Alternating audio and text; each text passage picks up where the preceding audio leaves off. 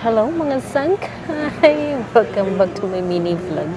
So mag-share na kayo na ako ng immigration experience. Adi na kami na boarding gate. Waiting hita mo na flight. 7:50 pat flight. So yan na, 6:20 pala. Dako pa time. So may pa ako time pag-share iyo. So far, immigration yan na very smooth lahiya. Diri dawon pa kay Ana. Anakon papers, wari na pag-arua, ang passport na lang ng boarding pass.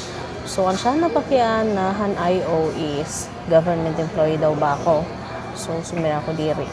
And then, next question, may mga upod daw ba ako? Siring ko yes. And then, nagpakian na kaano-ano mo. Anakon ba ton clients namon. Tapos may clients din. Sumira ako yes po. Wait. May announcement. Okay, let's continue. Tapos na na-announcement. So, siya to, nagpakian na kaano-ano mo ba yung mga upod. So, sumira ako clients. And then, sumira niya clients. And then, ginkita niya na akong passport. And then, nagpakian na hiya. Sa travel agency ka, ma'am. Siring ko, yes po. So, siya na adto. Kahumaniya pagpakian na akon, ginpicturean ako, and then gintatakan na akong passport. And then, share ko lahi iyo kung anong mga documents ita akong gin-prepare every time malakat ako.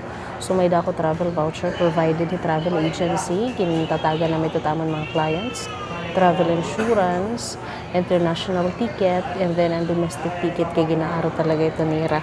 And then, ang pinaka-importante kong employee ka, COE, and then, ang akong company ID, nakaandam liha ito hiya permi, physical, diri ko naging sa Xerox. Hingga ko lahat hiya akong bagay in case aroon, so ada na hiya. So far, siya lang ito takang mga ginre-ready ng mga papers. So, that's all mga sangkay. Damas salamat iti utag kita. Please like, share, follow, subscribe. Annyeong!